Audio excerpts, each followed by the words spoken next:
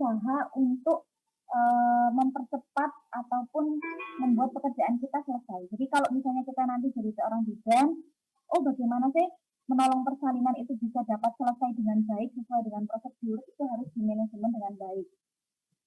Jadi manajemen adalah mengungkapkan apa yang hendak dikerjakan, kemudian menyelesaikannya. Jadi sebelum kita melaksanakan pertolongan persalinan, apa yang harus kita siapkan terlebih dahulu? Oh, mungkin kita harus merencanakan, harus menuliskan ataupun melakukan dokumentasi tentang apa yang harus kita persiapkan untuk menolong persalinan. Oke, suaranya kurang jelas? Sudah jelas, Bu. Sudah jelas, soalnya Sania bilangnya suaranya kurang jelas.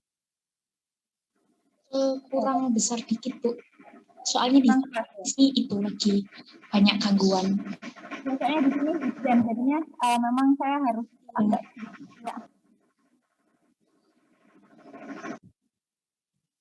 Bentar. Baik, saya lanjutkan. Jadi manajemen ini setiap apa yang kalian lakukan itu nantinya harus dilakukan manajemen dengan baik. Nah, kalau menjadi seorang bidan, itu kalian melakukan suatu tindakan apapun harus ada manajemen kebidanannya. Jadi harus ada dokumentasinya. Tujuannya untuk apa? Agar kalian tidak dituntut oleh pasien atau klien ketika kalian membuat ataupun pasien mengalami suatu ketidakingin. Misalnya kita mau melakukan pertolongan persalinan. Ternyata di pertolongan persalinan bayinya itu tidak bisa tertolong. Sehingga kalau kita melakukan dokumentasi dengan baik atau melakukan manajemen dengan baik, itu kita tidak bisa dituntut karena kita punya dokumentasi. Oh, saya sudah melakukan dengan benar. Kalaupun memang ada sesuatu yang tidak kita inginkan, contohnya bayinya tidak bisa tertolong, maka dari itu kita harus melakukan atau mendokumentasikan apa yang kita lakukan. Apapun yang kamu lakukan, apabila itu sesuai prosedur harus dicatat sebaik mungkin sesuai dengan manajemen kebidanan. Agar kita terbebas dari tuntutan klien ketika terjadi sesuatu. Biasanya pasiennya ini nggak masalah sama bidannya. Ternyata ada orang ataupun tetangganya atau LSM yang ngompori bahwa oh ini loh bidan ini salah, seharusnya gini, makanya anakmu meninggal. Nah itu kadang ada yang ngompori seperti itu. Jadi tujuan kita melakukan manajemen kebidanan juga untuk melindungi diri kita sebagai seorang profesi yang menjual jasa.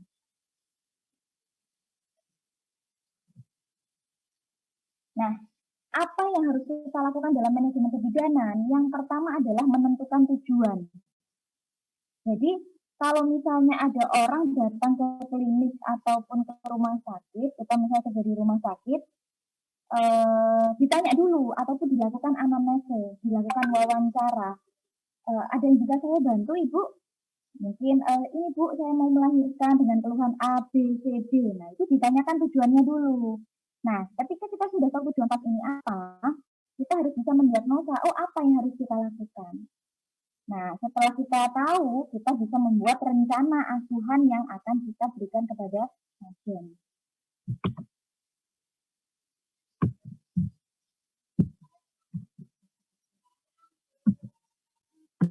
Nih, prinsip manajemen. Jadi manajemen itu prinsipnya ada 3. Yang pertama adalah efisiensi, yang kedua efektivitas, yang ketiga rasional dalam pengambilan keputusan. Kita bahas satu-satu. Efisiensi.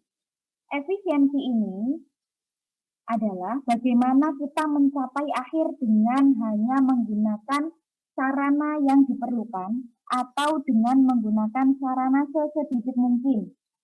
Maksudnya di sini adalah efisien. Kita harus menolong pasien itu dengan menggunakan sesuatu yang tidak berlebihan. Contohnya, kalau memang pasien ini tidak membutuhkan infus, ya nggak usah diinfus. Kalau pasien ini tidak membutuhkan injeksi, ya nggak usah diinjeksi. Jadi maksudnya di sini adalah karena pertolongan persalinan itu adalah hal yang alami. Jadi bidan ini konsepnya bukan konsep sakit, tapi konsep sehat. Sekarang saya tanya, apakah orang hamil melahirkan suntik KB itu adalah orang yang sakit? Tidak, Ibu. Orang hamil mau ber-KB, melahirkan itu adalah konsep sehat yang memang secara alamiah tanpa pertolongan seorang bidan pun sebenarnya pasien bisa melahirkan dengan sendirinya.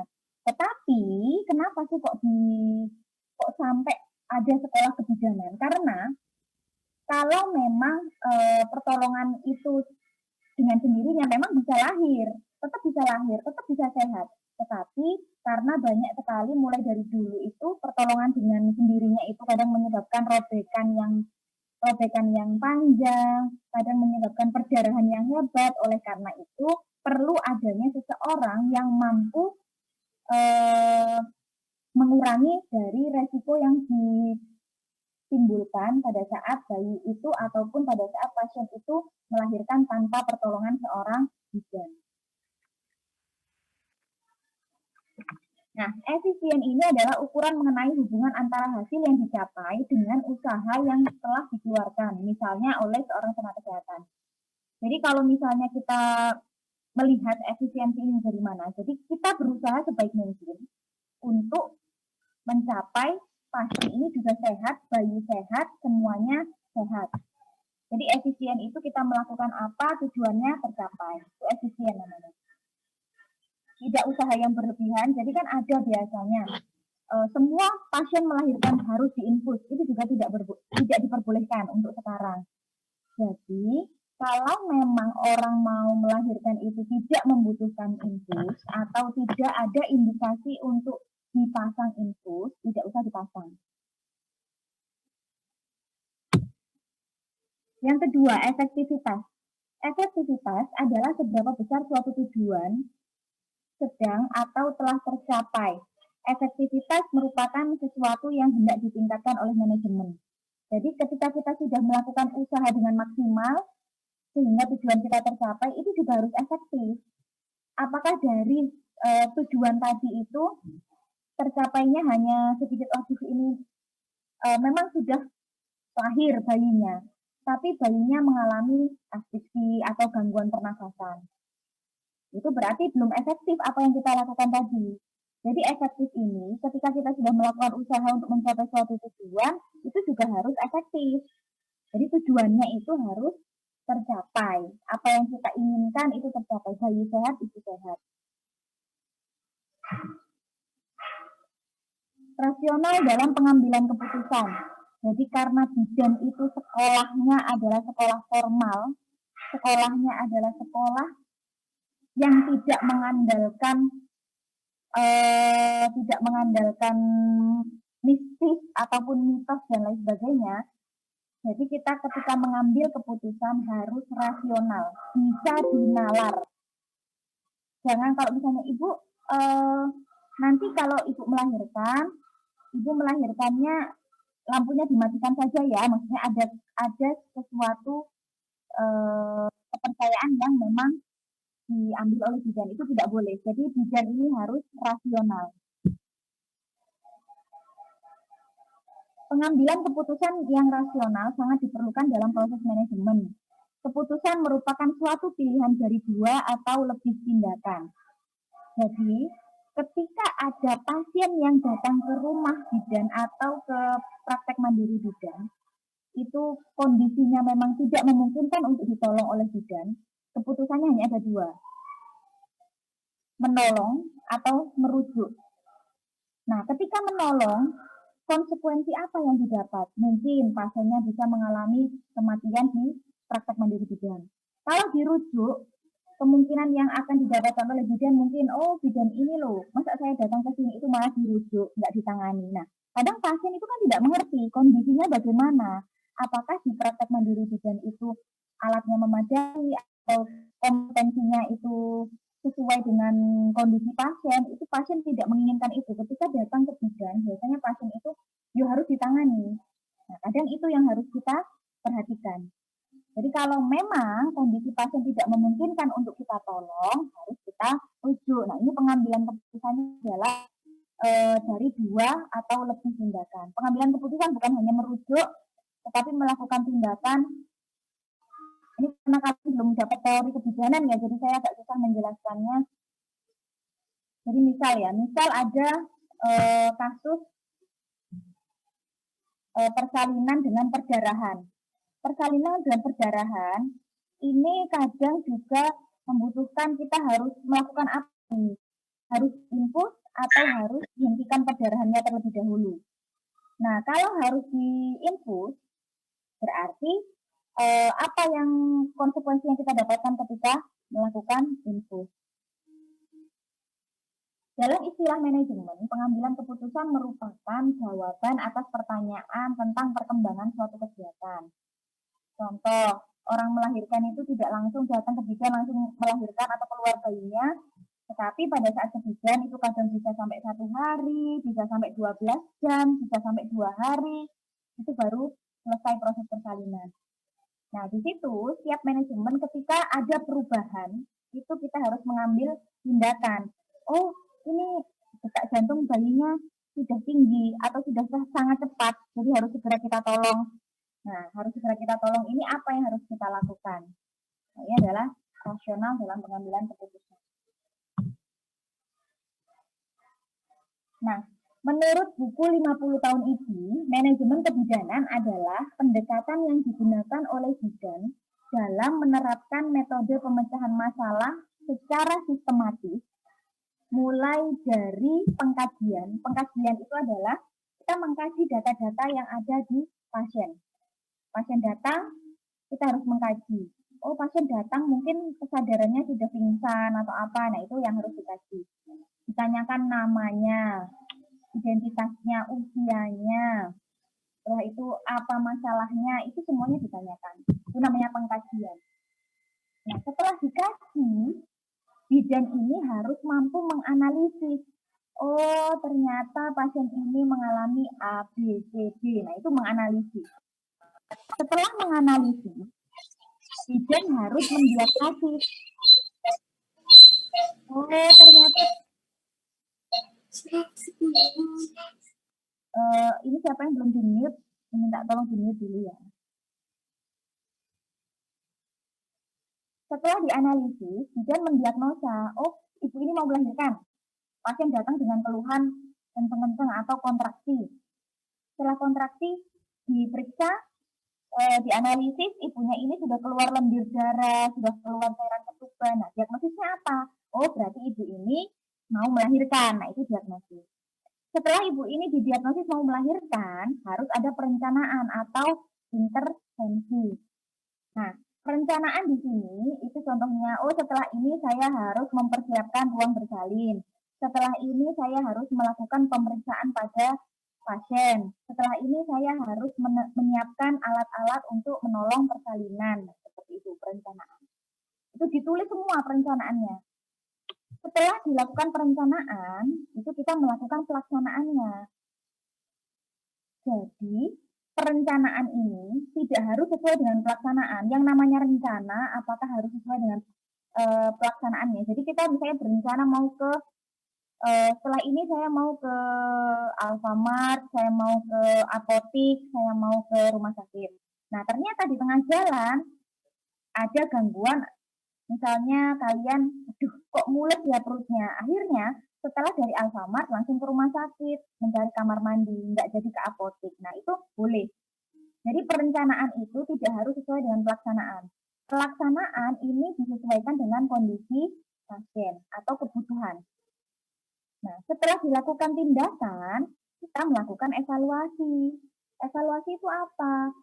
Jadi setelah kita lakukan tindakan A, B, C, D, contohnya kalau ibu ini hamil, datang ke bidan mau periksa kehamilan, sudah ternyata direncanakan mau diperiksa TTV, mau diperiksa perutnya, mau diperiksa alat genitalianya.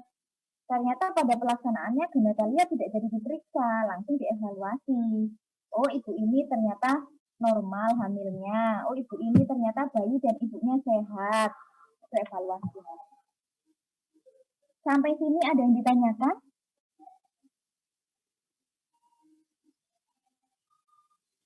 Boten, Bu. Baik. Kita lanjutkan. Menurut Kementerian Kesehatan Republik Indonesia, manajemen kebidanan adalah metode dan pendekatan atau pemecahan masalah ibu dan khusus dilakukan oleh bidan dalam memberikan asuhan kebidanan pada individu, keluarga, dan masyarakat.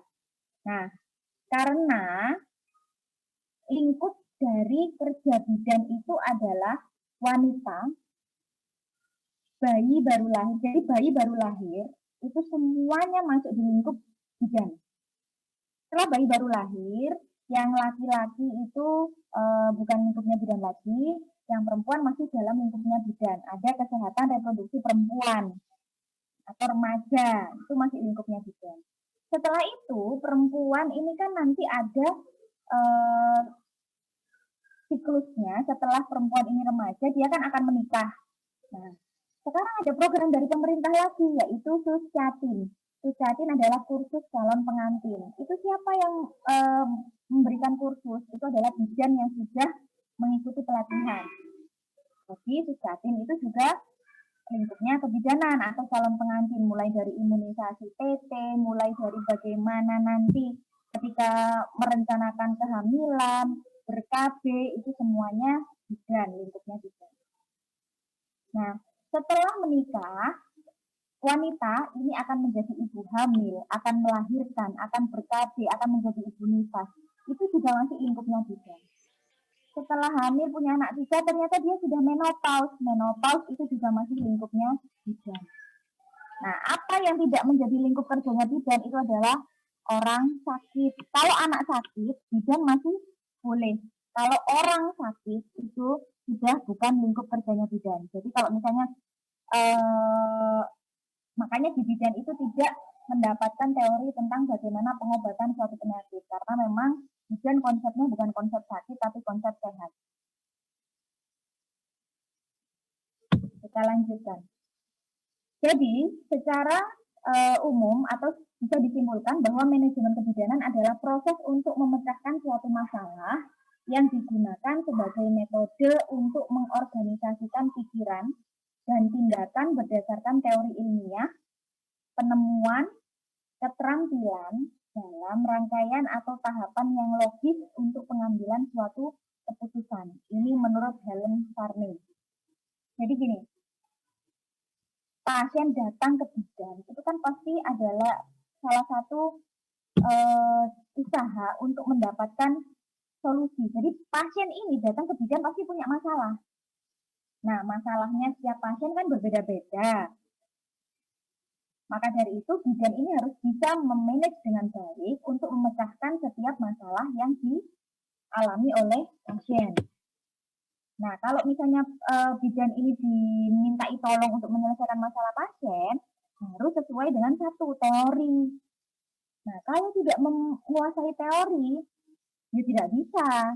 Karena teori kebidanan, kalau ibu hamil itu harus A, B, C, D.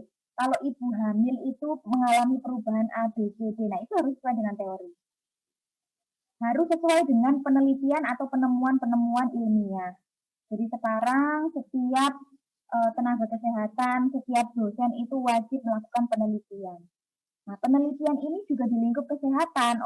Ternyata kalau ibu ini itu hamilnya mendapatkan nutrisi yang bagus, insya Allah anaknya tidak akan mengalami stunting. Nah, itu adalah penelitian-penelitian. Keterampilan, bidan harus terampil untuk melakukan suatu tindakan. Jadi, yang perlu dipahami, bidan itu sebenarnya pintar. Pintar itu adalah harus pintar. Pintar itu pintar untuk menelaah atau menganalisis sesuatu. Jadi bidan tidak harus yang ranking 1, tidak harus yang pintar secara IQ. Tetapi bidan ini yang perlu, yang pertama adalah komunikasi. Komunikasi kepada pasien itu harus baik. Yang kedua, bidan ini harus update dengan teknologi yang terbaru. oh sekarang ada baby spa, ada yoga ibu hamil, ada pertolongan bayi gentle birth, dan lain sebagainya. Nah, terampil juga harus. Jadi kalau kalian nanti jadi seorang bidan, akan ada diajari bagaimana caranya infus. Infus itu apakah semua orang bisa infus? Ya enggak. Karena infus ini adalah memasukkan jarum ke dalam pembuluh darah. Nah, memasukkan jarum ke dalam pembuluh darah ini ada caranya atau ada prosedurnya dengan baik. Jadi kalau misalnya kalian salah memasukkan jarum ini bukan ke pembuluh darah atau ke otot, apakah bisa infus itu berjalan? Tidak bisa. Jadi itu adalah terampil dalam melakukan suatu tindakan. Proses manajemen kebidanan menurut ACNM, karena memang di bidan ini yang lama, mengumpulkan dan memperbarui data yang lengkap dan relevan secara sistematis melalui pengkajian yang komprehensif terhadap kesehatan setiap klien, termasuk mengkaji riwayat kesehatan dan melakukan pemeriksaan fisik. Yang kedua, mengidentifikasi masalah dan membuat diagnosis berdasarkan interpretasi data dasar. Yang ketiga, mengidentifikasi kebutuhan terhadap asuhan kesehatan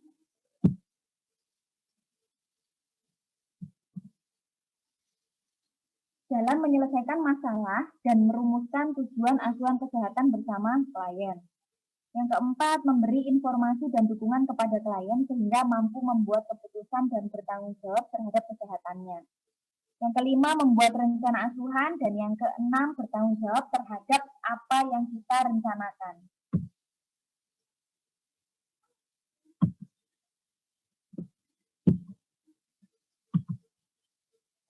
Selanjutnya, melakukan konsultasi perencanaan. Kalaupun memang kita melakukan suatu tindakan, kalau tindakan itu di luar wewenangnya bidan, itu harus dikonsultasikan. Kepada siapa kita konsultasi? Kepada teman sejawat ataupun kepada dokter SPOK yang memang ilmunya lebih tinggi daripada bidan. Jadi untuk dokter SPOK wewenangnya kan lebih banyak. Sampai operasi seksi sesaria pun dokter SPOK sudah berwenang. Jadi konsultasinya kalau memang di praktek mandiri bidan nanti ada kondisi seperti ini harus melakukan konsultasi kepada yang berwenang. Merencanakan manajemen terhadap komplikasi dalam situasi darurat jika terdapat penyimpangan dari keadaan normal. Jadi kalau memang ada sesuatu yang di luar normal atau kondisi darurat seperti perdarahan, harus merencanakan rujukan ataupun yang lain. Yang selanjutnya adalah melakukan evaluasi bersama klien terhadap pencapaian asuhan kebidanan dan merevisi rencana asuhan sesuai dengan kebutuhan. Jadi, kalau kita sudah merencanakan sesuatu dan ini tidak cocok, harus direvisi rencananya tadi. Ini langkah-langkahnya. Poinnya sebenarnya di sini. Ini kurang 10 menit lagi, saya jelaskan sepintas, nanti habis itu kita masuk lagi ya. Nggih, Bu. Yang pertama, yang perlu dipahami di sini, yang pertama adalah pengumpulan data dasar. Jadi, kita melakukan asuhan kebidanan itu yang pertama harus dilakukan adalah mengumpulkan datanya terlebih dahulu. Oh, pasien datang, namanya siapa, identitasnya apa, keluhan utamanya apa. Nah, setelah data-data semuanya dikumpulkan, harus diinterpretasi. Dari data tadi, kita bisa menginterpretasikan bahwa pasien ini harus dilakukan ABCD. Ini masuk di tahap 3, mengidentifikasi, diagnosis, dan masalah potensial. Ini adalah manajemen menurut Varney, jadi masih ada 7 langkah.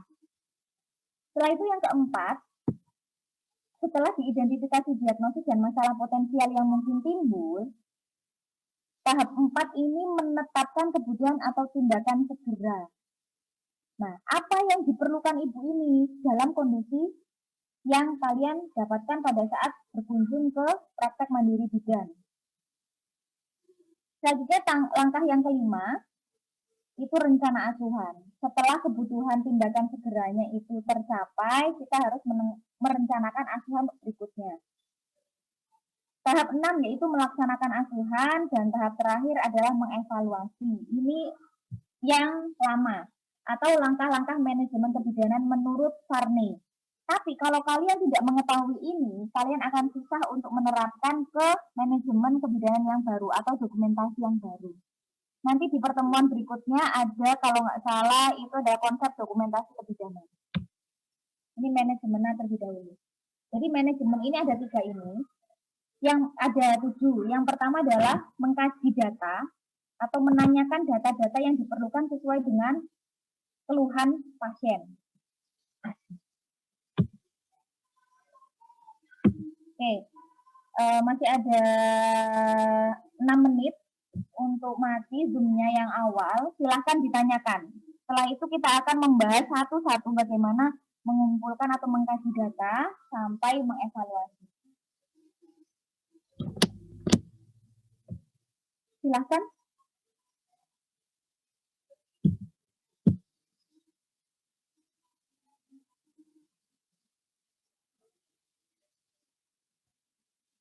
Ada yang ditanyakan? Ibu mau tanya, Bu. Ya, Tenti, silahkan. Kan ada tadi wewenang kerja kebidanan, tapi kalau di tempat saya itu bidan berprofesi sebagai dokter. Jadi dia itu bisa menangani pasien dewasa yang sedang sakit, Bu. Gimana itu, Bu? Baik. Bidan itu memang wewenangnya hanya ada pada perempuan, ada pada kehamilan, persalinan, nifas, dan sebagainya.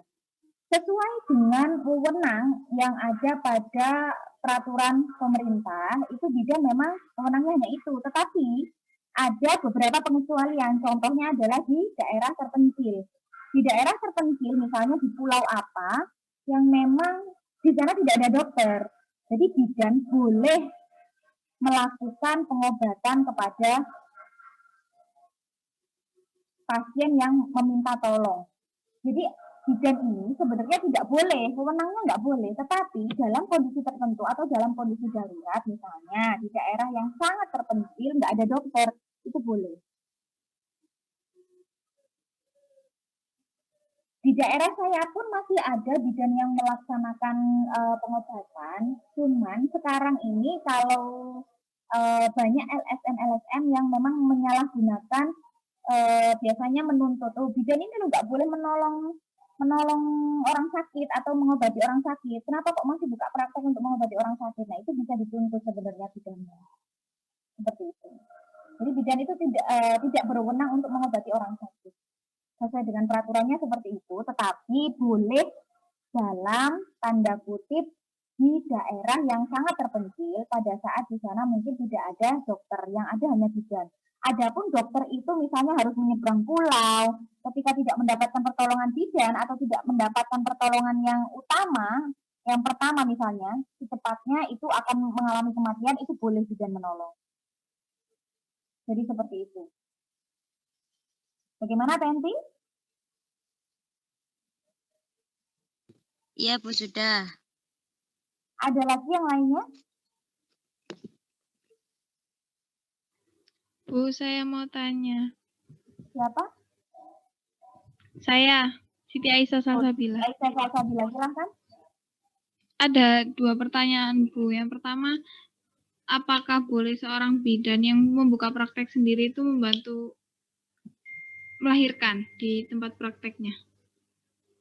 Sama pertanyaan yang kedua, kalau misalkan tidak boleh membantu melahirkan di tempat prakteknya, tapi kalau ada keadaan genting yang kayak ada ibu-ibu yang bayinya sudah mau keluar gitu, Bu. Itu gimana? Kita tanganin atau mending kita rujuk? Kan? Tugas seorang bidan atau bidan ini memang ditugaskan untuk menolong persalinan. Nah, kita atau bidan membuka praktek di rumah itu boleh asalkan memenuhi persyaratan. Kan ada syaratnya untuk membuka praktek di rumah. harus mengurus surat izin bidan, harus mengurus surat izin kerja bidan, harus mengurus surat izin praktek bidan. Nah, kalau sudah mendapatkan itu, kita harus update dengan peraturan-peraturan yang terbaru. Sekarang, ini masih boleh D3 membuka praktek kebidanan.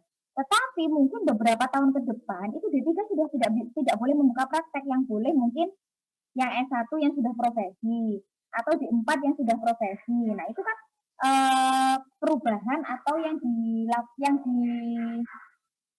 oleh pemerintah mungkin untuk meningkatkan pengetahuan atau keterampilan dari bidannya tersebut.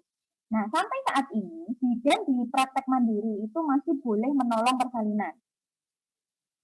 Nah, karena sekarang lagi musim pandemi, itu diusahakan memang boleh melahirkan di bidan dengan syarat, rapid testnya harus non-reaktif. Harus bidannya ini harus mempunyai fasilitas atau sarana yang sesuai dengan protokol kesehatan untuk mencegah penularan COVID. Nah, itu yang sekarang terjadi. Tetapi apakah sekarang praktek mandiri bidan itu masih boleh menolong persalinan? Boleh. Karena memang itu tugasnya bidan. Tetapi persalinan yang bagaimana yang boleh ditolong bidan dan persalinan yang seperti apa yang tidak boleh ditolong bidan, itulah yang harus dipahami oleh bidan.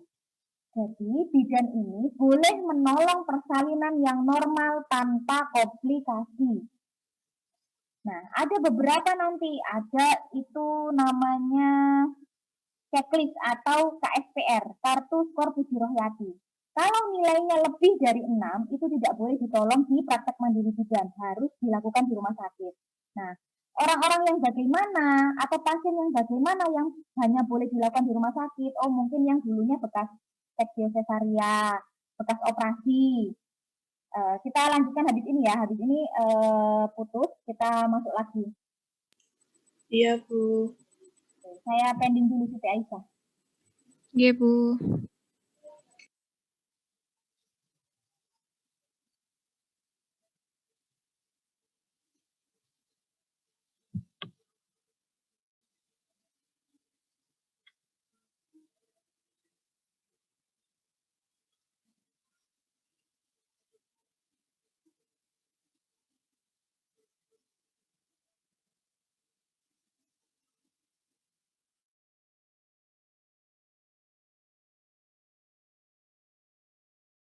Mengikuti join Zoom karena kuota internetnya sudah habis, Bu. Terima kasih. Tapi tadi sudah sempat masuk ya, Miftahul? Ya kayaknya, Bu. Kayaknya terus keluar gitu. Oke. Sebenarnya kalau absen itu kita nggak bisa ya, seorang dosennya nggak bisa langsung, anak ini absen, anak ini enggak. Jadi yang langsung nyentang absennya itu dari Esorogan. Makanya saya kenapa kok tadi menyuruhnya masuknya dari Esorogan saja. Karena kalau masuknya langsung di Zoom, itu absennya biasanya ada kemarin yang tanya ke saya, absennya masih A, padahal dia mengikuti. Nah, itu saya yang kurang tahu, karena ini sistem ya.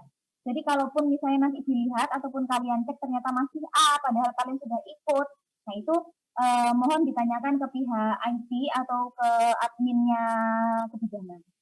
Jadi kalau dosennya memang saya juga nggak ikut-ikut soalnya, kalau masalah absensi. Nah, ini saya lanjutkan lagi untuk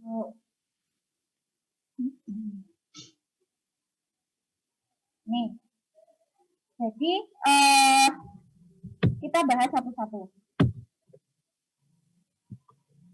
Nah, langkah pertama, manajemen kebidanan. Itu kita harus mendapatkan data yang dibutuhkan dalam pengumpulan data dasar. Ada pasien datang, yang perlu ditanyakan pertama kali adalah identitas. Identitas itu meliputi nama, alamat, usia, agama, pendidikan terakhir, pekerjaan. Nah, untuk apa semua itu ditanyakan?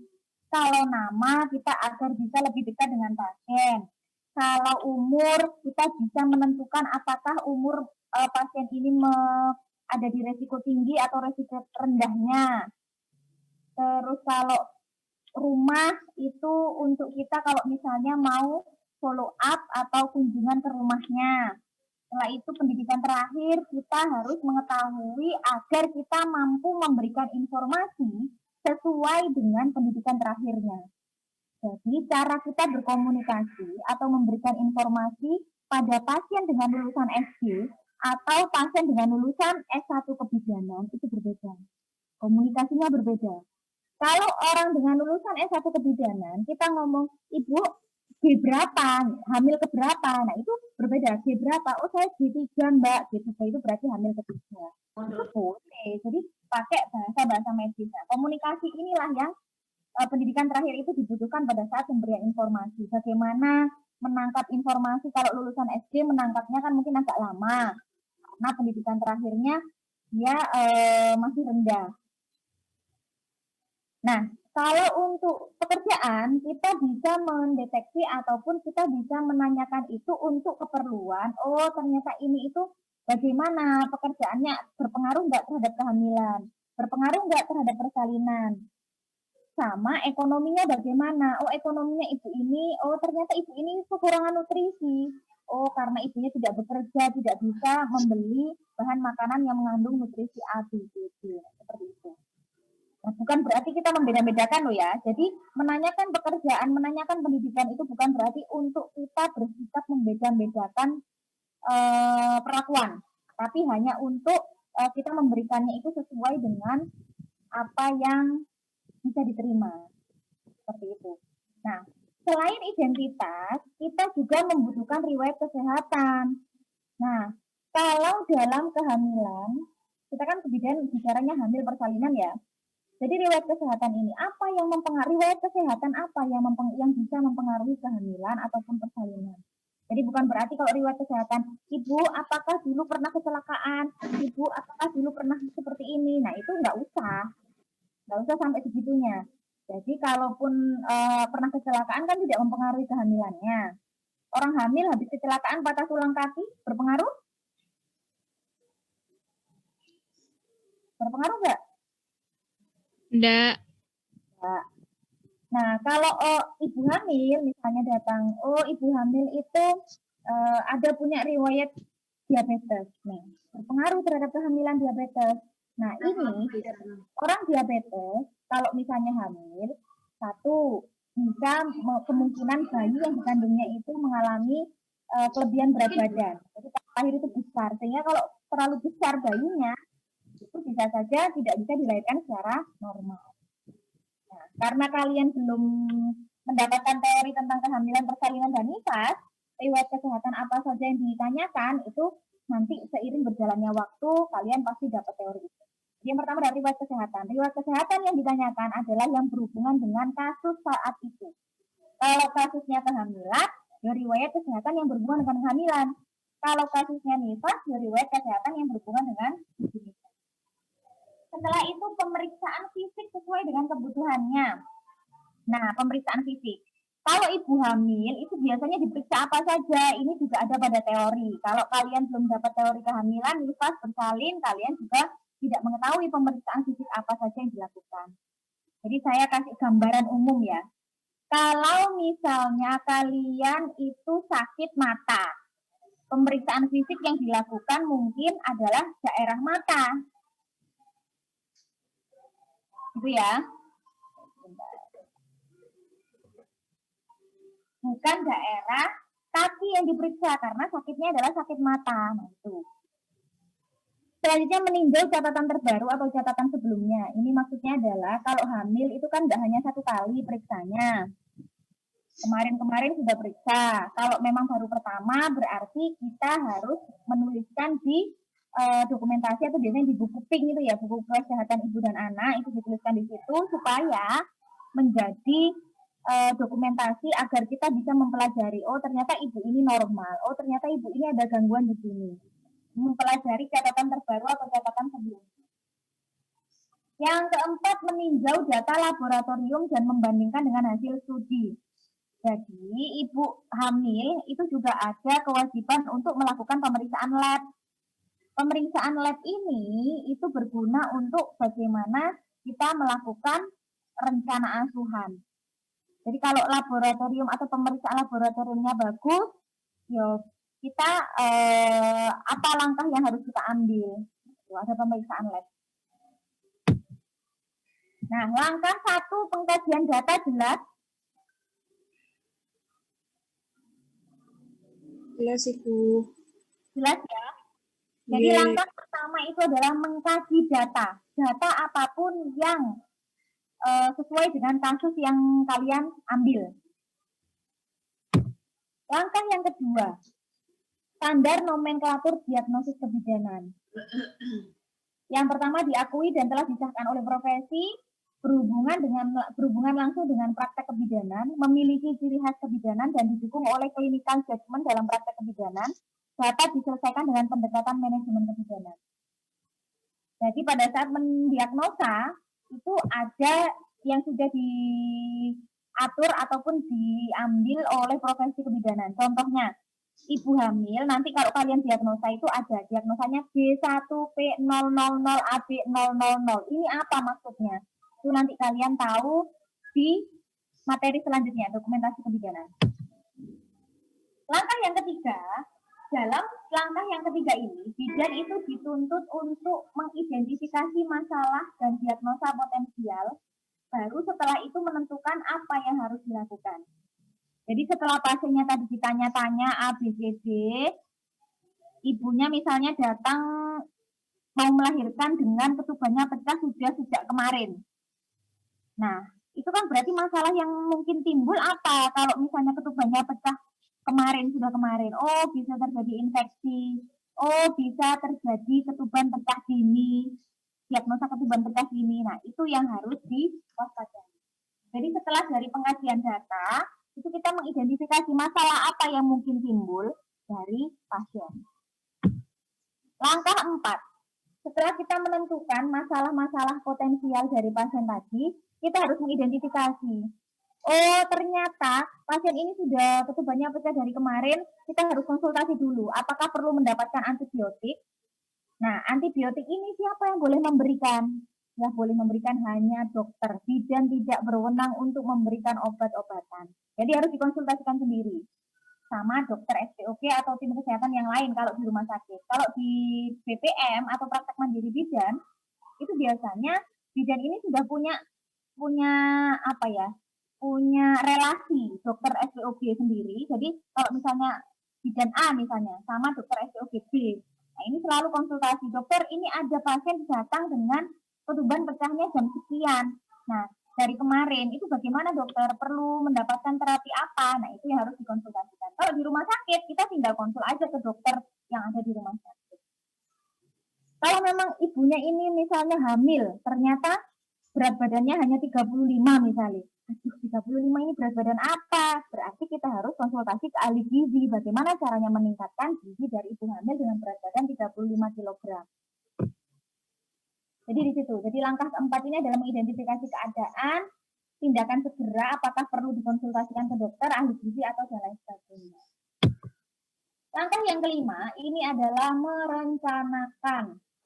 Setelah kita tahu bagaimana kondisi pasien, kita sudah mengidentifikasi apa yang terjadi pada pasien, kita juga harus melakukan rencana. Apakah dibutuhkan penyuluhan, ataukah dibutuhkan pemberian informasi tentang kehamilan, tentang nifas, apakah harus dirujuk, apakah ada hubungannya dengan mitos misalnya, ibu ini kena sawan, kan ada biasanya kalau orang Jawa ya, kena sawan. Nah, itu bagaimana cara mengatasi dari sawan. Sawan itu Bu, sebenarnya begini, itu diberikan informasi atau konseling. Dalam perencanaan ini, apa yang direncanakan harus disepakati sama klien. Tidak boleh secara sepihak. Bagaimana caranya membuat kesepakatan dengan klien? Jadi setiap rencana yang kita berikan itu harus diinformasikan kepada pasien. Contoh, Ibu, karena ibu ini mengalami ketubannya pecah dari kemarin, itu saya harus melakukan pemeriksaan lebih lanjut. Jadi ibu harus saya rujuk untuk melakukan USG. Kalau memang ibu berkenan untuk melakukan USG, silakan ibu datang ke klinik A misalnya. Kalau di praktek mandiri bidannya nggak ada USG. Jadi seperti itu. Jadi harus diberitahukan informasinya dulu, si pasien ini sepakat atau tidak, Kalau belum sepakat, jadi jangan dilakukan. Contoh gini misalnya, rujukan juga rujukan. Ibu ini, ternyata dari saya sudah konsultasi sama dokter tadi, ternyata ibu ini harus dilakukan pertolongan persalinan di rumah sakit, Bu, nggak bisa dilakukan di sini. Jadi saya akan melakukan rujukan ibu ke rumah sakit ya. Ibu bersedia atau tidak? Kalau ibunya bersedia, lakukan rujukan, tanyakan. Ibu mau dirujuk ke rumah sakit mana sesuai dengan permintaan klien. Jadi kalau sudah dilakukan kesepakatan dengan klien, kliennya disuruh tanda tangan sebagai bukti supaya tidak diputarbalikkan faktanya. Ada kalau tidak ada hitam di atas putih, kita masih kalah. Jadi kalau misalnya klien menolak untuk dirujuk, silakan boleh menolak dirujuk. Jadi bidan ada tanda tangan atau surat pernyataan bahwa pasien ini menolak untuk dirujuk, itu ditandatangani oleh pasien. Ketika terjadi sesuatu di praktek mandiri bidan, ya sudah, karena memang pasiennya tidak mau dirujuk, seperti itu. Jadi harus ada kesepakatan. Langkah keenam.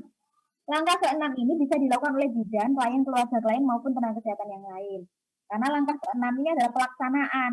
Jadi pelaksanaan tindakan ini bisa dilakukan oleh bidan, bisa dilakukan oleh klien sendiri, atau bisa dilakukan oleh keluarga. Contoh, pada saat ibu ini mau melahirkan, itu kan ada, ibu nanti kalau ibu merasa kencang-kencang, ibu masih kuat, ibu boleh jalan-jalan di sekitar sini untuk mempercepat penurunan kepala. Nah, siapa yang melakukan jalan-jalan? Kan ibunya atau kliennya. Terus kalau keluarganya biasanya seperti ini. Bapak, kalau misalnya nanti ibunya mengalami kontraksi atau mengalami sakit perutnya, itu Bapak bisa menggosok-gosok di daerah punggungnya. Siapa yang melakukan menggosok-gosok punggung? Keluarganya atau pendamping persalinannya. Seperti itu. Tetapi bidan bertanggung jawab untuk mengarahkan pelaksanaannya. Bagaimana caranya melaksanakan? Sini loh Pak, caranya menggosok punggungnya. Oh begini loh Bu, caranya ngedemnya.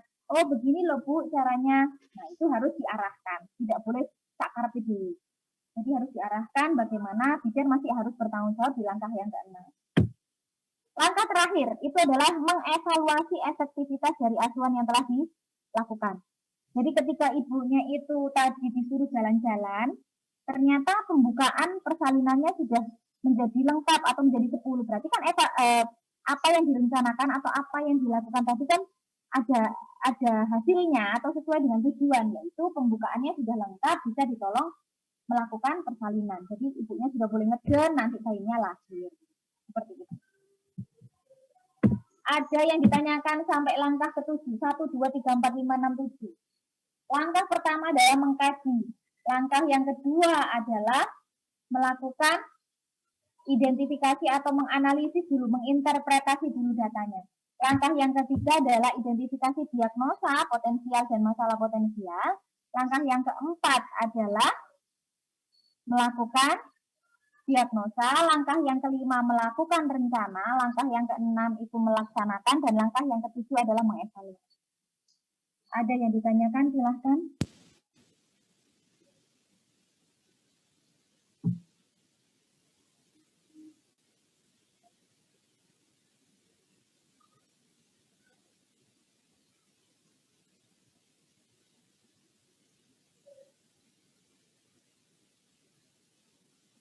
Ada yang ditanyakan? Nggak ada? Ya, ada, Bu. Oke, kita lanjut berarti. Ruang lingkup praktek kebidanan. Dalam melaksanakan praktek, bidan memberikan asuhan sesuai dengan kebutuhan terhadap perempuan pada masa mulai dari prakonsepsi. Prakonsepsi ini sebelum menikah, masa hamil, melahirkan, postpartum atau nifas, maupun masa interval. Masa interval itu kan setelah hamil melahirkan nifas, itu kan ibunya ber-KB, nah itu masa interval. Melaksanakan pertolongan persalinan di bawah tanggung jawabnya sendiri. Memberi asuhan pada bayi baru lahir, bayi dan anak-anak balita. Jadi bidan ini bertanggung jawab, boleh melakukan sendiri. Itu hamil, periksa hamil, pemeriksaan ibu nifas, calon pengantin, KB, asuhan bayi baru lahir, bayi dan balita ini contohnya adalah imunisasi sama deteksi dini tumbuh kembang. Kan sekarang ada ya deteksi dini tumbuh kembang. Jadi tinggi badannya berapa, itu pas posyandu berat badannya berapa, usianya berapa, itu adalah deteksi dini tumbuh kembang. Meliputi tindakan pemeliharaan, pencegahan, deteksi, serta intervensi dan rujukan pada keadaan resiko tinggi termasuk kegawatan pada ibu dan anak. Jadi, pemeliharaan ini contohnya adalah KB, itu termasuk pemeliharaan. Pencegahan ini contohnya deteksi serta intervensi ini adalah pada saat ibunya itu hamil, ternyata ibunya tekanan darahnya tinggi, itu juga deteksi dan intervensinya bagaimana. Kalau memang perlu direview harus direview. Sasaran pelayanan adalah ada yang ditanyakan? Sasaran pelayanan kebidanan adalah individu, keluarga, dan masyarakat yang meliputi upaya pencegahan, penyembuhan, dan pemulihan. Jadi bidan ini, individu itu maksudnya adalah ibu hamil, bersalin, dan nifas. Itu kan salah satu individu ya. Jadi ibunya sendiri intinya ibunya sendiri yang bermasalah. Kalau keluarga, itu KB, itu adalah meliputi keluarga. Jadi KB ini kan untuk merencanakan keluarga kecil, bahagia, sejahtera. Masyarakat, ini adalah di masyarakat itu, kalau bidan, ini tahu bidan desa ya, bidan ini megang satu desa, itu juga megang masyarakatnya, mulai dari mencegah adanya demam berdarah dengan 3M, itu juga kerjaannya bidan. Posyandu lansia, itu juga kerjaannya bidan. Posyandu balita, setelah itu ada senam hamil, ada kalau sekarang musim COVID ini ada juga imunisasi tapi dengan protokol COVID, nah itu yang harus dilakukan.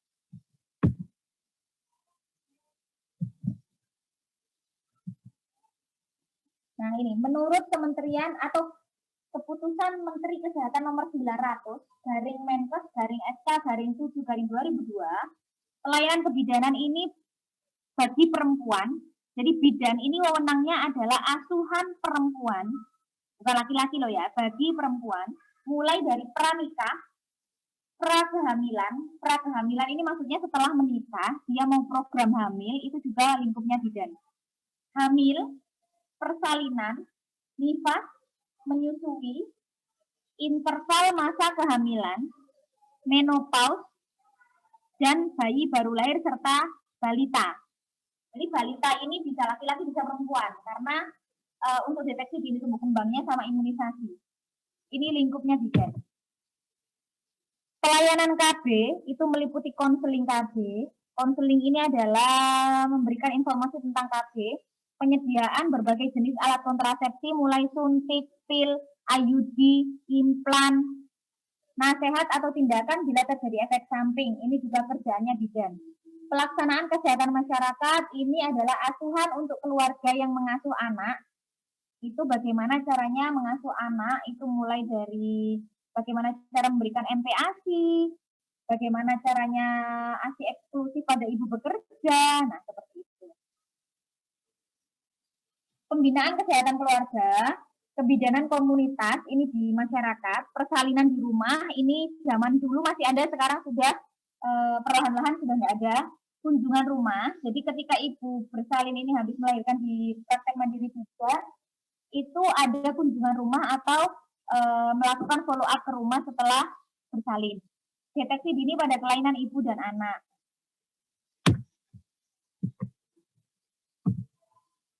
Sasaran pelayanan kebidanan individu keluarga masyarakat tadi sudah dibahas.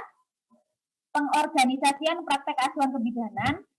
Jadi bidan ini bisa melakukan pelayanan mandiri di rumah. Jadi kalau sudah buka praktek mandiri bidan, dia bisa mandiri. Jadi menolong persalinan sendiri bisa, imunisasi sendiri bisa. Kolaborasi ini layanan yang dilakukan oleh bidan sebagai anggota tim yang kegiatannya dilakukan secara bersamaan atau sebagai salah satu urutan dari sebuah proses kegiatan pelayanan. Misalnya, Merawat ibu hamil dengan komplikasi medis itu harus satu tim dengan dokter, ahli gizi, ataupun perawat. Tujuan pelayanannya berbagi otoritas dalam pemberian pelayanan berkualitas sesuai dengan ruang lingkup masing-masing. Kalau dokter bisa memberikan obat, bisa memberikan tindakan yang di luar wewenang bidan. Kalau perawat itu saling bekerja sama dalam merawat ibu hamil yang mengalami komplikasi tadi. Kemampuan untuk berbagi tanggung jawab antara bidan dan dokter sangat penting agar bisa saling menghormati, saling mempercayai, dan menciptakan komunikasi efektif antara kedua profesi. Jadi dokternya nggak merasa dilangkai, aduh semua dokter SPOG nggak ngapa-ngapain, atau bidannya merasa diambil. Kok sekarang itu bidan nggak boleh menolong persalinan, bidan nggak boleh masang KB, lah terus aku lapor. Nah, kadang ada yang seperti itu. Jadi komunikasi harus memang sangat-sangat diperlukan untuk mencegah kesalahpahaman.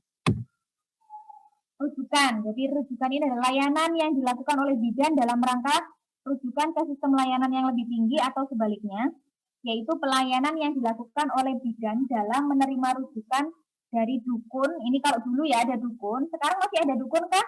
Ada yang rumahnya di daerah yang sangat-sangat terpencil? Masih Bu, masih ada. Oke, Teti, masih ada. Masih ada, Bu. Masih banyak Bu. Masih banyak. Teti rumahnya di mana? Di Jambi Bu, masih banyak. Jambi pelosok. Oke, di Jambi masih banyak. Berarti Malah banyak itu di sini percaya sama dukun bayi daripada bidan Bu. ya, itu yang terjadi pada masa lampau. Jadi dukun itu karena komunikasinya lebih bagus daripada bidan. Kalau memang dukun itu kan dulu lebih care ya. Dukun itu lebih care sampai ke rumahnya, sampai bayinya itu dimandikan dan sebagainya. Kalau bidan kan setelah pulang ke rumah ya wes bidannya nggak ikut-ikut. Nah kalau dukun itu sampai 40 hari sampai apa itu ada yang sampai masih di rumahnya pasiennya. Nah apa yang perlu dilakukan bidan bukan memusuhi dukun, tetapi yang harus dilakukan oleh bidan adalah berkomunikasi dengan dukun bahwa dukun ini dilibatkan ketika melakukan pemeriksaan, ketika menolong persalinan, itu dilibatkan terlebih dahulu.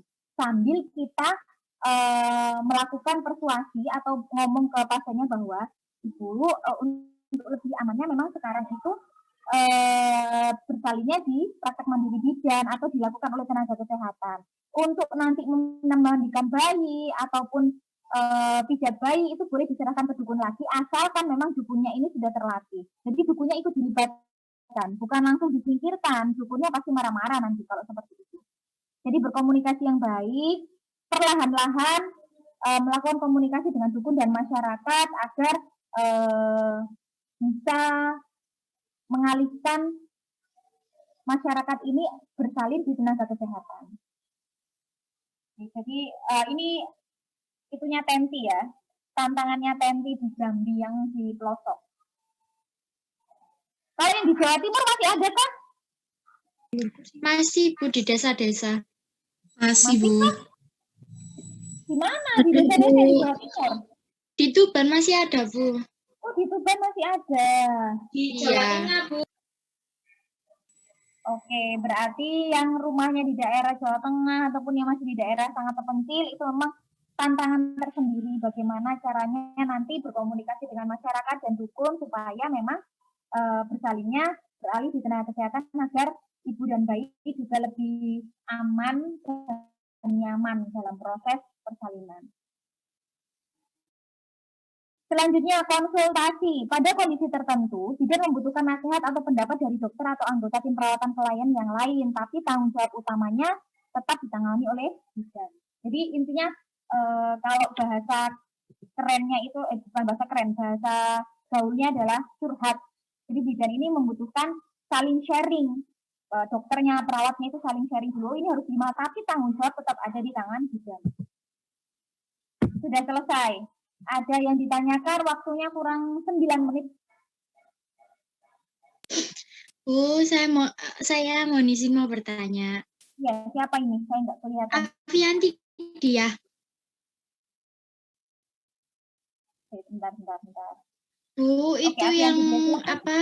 kalau saya dengar istilah itu loh Bu, kebobolan KB itu kayak gimana ya? Sedangkan kan kalau hamil kan harus itu berhubungan dulu lah. Kalau kebobolan KB kan nggak berhubungan. Kalau hamil kan cuma satu sperma lah. Sperma yang lain itu kan mati kan Bu. Itu gimana Bu? Oke. Pertanyaannya Afianti lucu deh.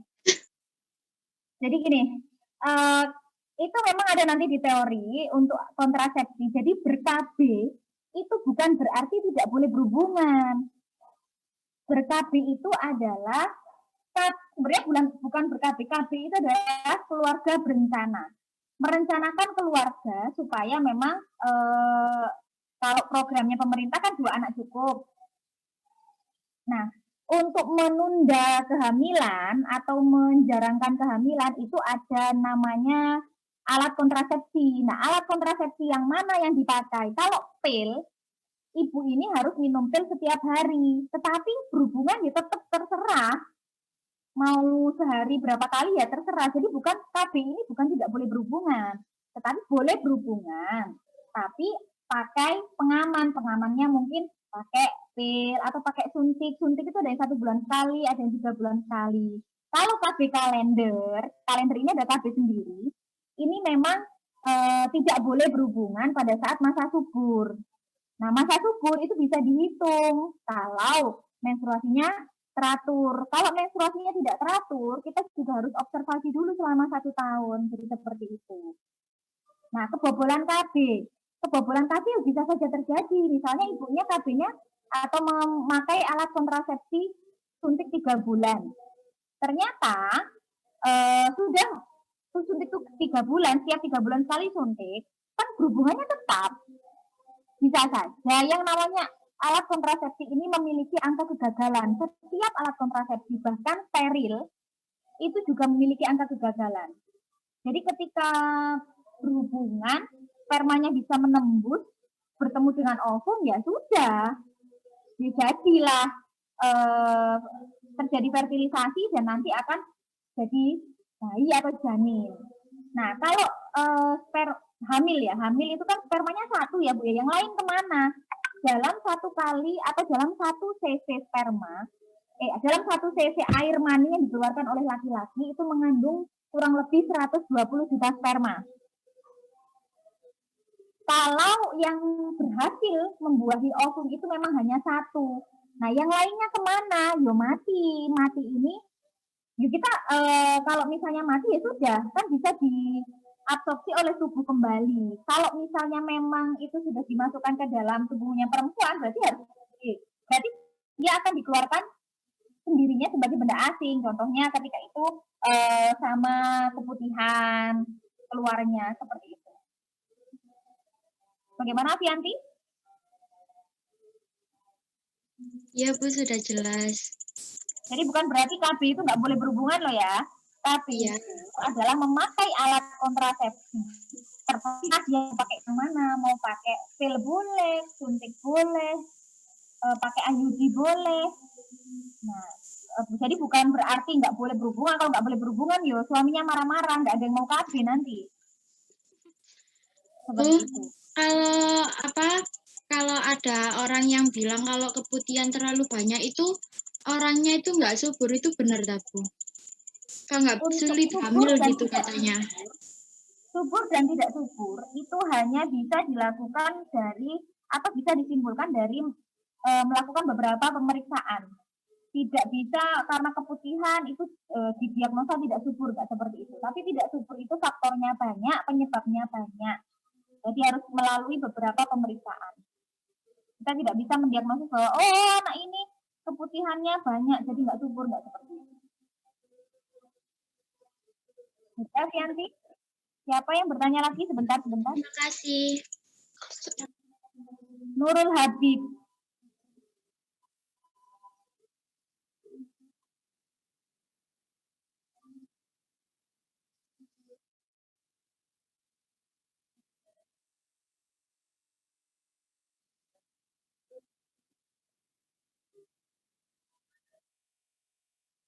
Baik, gangguan reproduksi ataupun gangguan menstruasi, siklus menstruasi itu memang ada berbagai macam gangguannya. Jadi kalau memang ada yang menstruasi setiap 4 bulan sekali, tapi ketika menstruasi itu dia nggak bisa ngapa-ngapain. Contohnya dysmenorrhea. Dysmenorrhea itu adalah nyeri pada perut ketika menstruasi, biasanya di hari pertama ataupun kedua. Nah, ini bagaimana? Ya harus diperiksakan dulu. Pemeriksaannya banyak, ada USG abdomen, ada pemeriksaan pemeriksaan yang namanya pemeriksaan darah, nanti ada imunoglobulin itu harus diperiksa dulu. Jadi harus melalui pemeriksaan juga kalau untuk menstruasi. Kita nggak bisa apa yang terjadi pada ini langsung didiagnosa gitu enggak. Jadi karena kita adalah tenaga medis yang melalui pendidikan, jadi harus sesuai dengan prosedur. Kalau ada gangguan ABC, harus melalui beberapa pemeriksaan dulu. Nggak boleh langsung didiagnosa.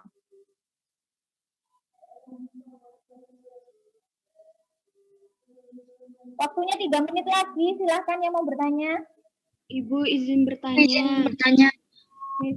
Sebentar. Siapa ini? Bu Nanda mau bertanya. Fatmawati, silahkan. Ibu, misalkan seorang perempuan itu kan tidak head, padahal sudah waktunya head. Itu tuh bisa menjadiin kemungkinan nggak bisa hamil apa enggak? Waktunya head itu dia sudah pernah menstruasi? Belum. Misalkan belum pernah menstruasi sama sekali. Oke. Belum pernah menstruasi sama sekali, dari remaja misalnya, nggak pernah menstruasi sama sekali. Usia menstruasi pertama itu biasanya di usia 9 sampai 15 tahun. Nah, kalau belum menstruasi sama sekali, itu harus diperiksa apakah terjadi himen imperforata.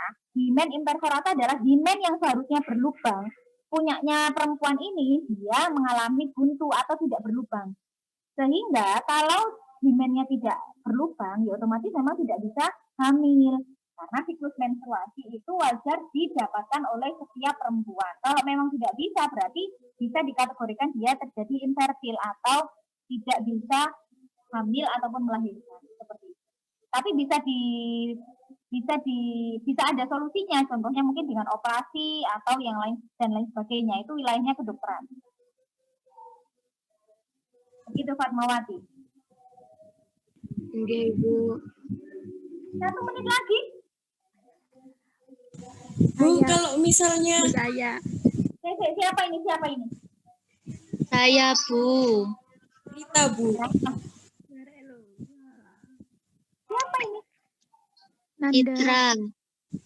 Silakan Citra. Rita, Bu.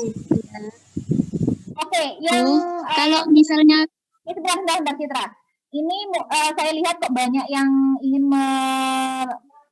ingin bertanya. Itu boleh bertanya. Kita buka forum atau Zoom satu kali lagi. Silakan dipilih.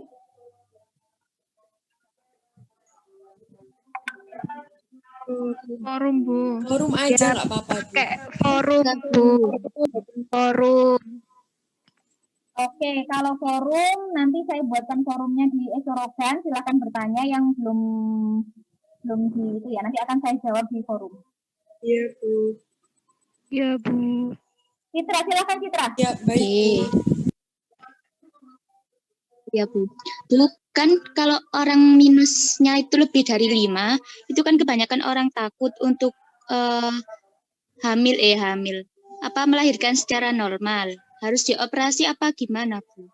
Ya, untuk minus yang lebih dari 5 itu ada yang bisa normal, ada yang harus dioperasi. Karena kalau normal, dipaksa normal, itu syaraf matanya bisa putus dan bisa buta. Jadi seperti itu. Jadi